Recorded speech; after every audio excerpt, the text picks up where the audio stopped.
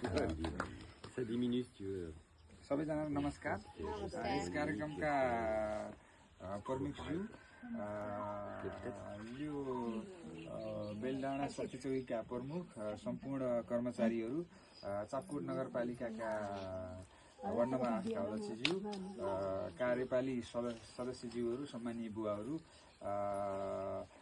यही आमा समूह अन्तर्गत सहयोगी आमा समूहका अध्यक्ष, कृषि समूहका अध्यक्ष दिलमाया भट्टराईज्यू, सम्मानीय दाई आदरणीय नारायण दाई, पूर्व कार्यपालिका सदस्य, प्लस फेरि समाजमा चाहिँ केही पर्दा चाहिँ सबै ए टु जेड सहयोग गर्ने र विशेष हाम्रो स्वास्थ्य सेवा र शिक्षाको सेवा र सम्पूर्ण यता सहयोग गर्ने सम्मानीय दाई नारायण दाई, डाक्टर गरुडाजी, सम्मानीय डाक्टर शिलता बरालज्यू, सम्पूर्ण टिमहरू, फाबियानजी, मातिल, मायल, लियोनी, लोरियन, अझै सम्पूर्ण सहयोगी आमा समूह, कृषि समूह र सबैलाई मेरो नमस्कार।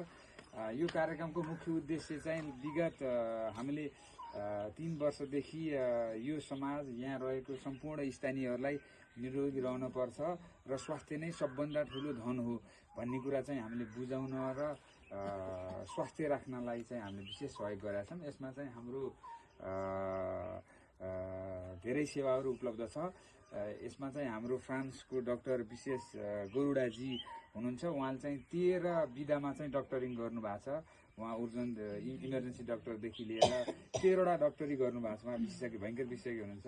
उहाँले चाहिँ भिडियो एक्सरे अरू सम्पूर्ण सेवा दिनुहुन्छ। यहाँ रगतहरू, पिसाबहरूको चेकहरू र सम्पूर्ण दबाईहरू पनि निःशुल्क पाउनुहुन्छ। सम्पूर्ण सेवा निःशुल्क पाउनुहुन्छ। यसै गरी हाम्रो नेपालको सम्मानीय डाक्टर शिलता हुनुहुन्छ। उहाँले चाहिँ निममा आबद्ध भएर धेरै नेपालको धेरै, विशेष गरी स्याङ्जाको धेरै भूभागमा सेवा दिइसक्नु भएको छ। उहाँ चाहिँ क्यान्सर अस्पताल भरतपुरमा कार्यरत हुनुहुन्थ्यो। अहिले चाहिँ झापामा पनि काम गर्नुहुन्छ। उहाँ धेरै ठुलो सहयोग गर्नुभएको छ। जस्तै यहाँमा केही समस्या पर्यो र क्यान्सर अस्पतालमा कसैलाई केही सेवा चाहियो भने इमर्जेन्सी रूपमा हामीलाई जहिले पनि सहयोग गर्नुहुन्छ। हामी उहाँलाई धेरैचोटि फोन पनि गरेका छौँ। उहाँले धेरै हामीलाई सहयोग गर्नुभएको छ। उहाँलाई अझै धन्यवाद दिन चाहन्छु त्यसको लागि। र यो कार्यक्रममा चाहिँ सम्पूर्णलाई आएर आफ्नो स्वास्थ्य चेकअप गरिदिनु होला र सम्पूर्ण चेकअप हुन्छ। फर्दर तपाईँको इमर्जेन्सी समस्या छ र आर्थिक रूपमा तपाईँहरूलाई गाह्रो समस्या छ भने यो पनि हामीले पछि अरू अस्पतालमा लगेर तपाईँलाई हामीले उपचार गरिदिन्छौँ।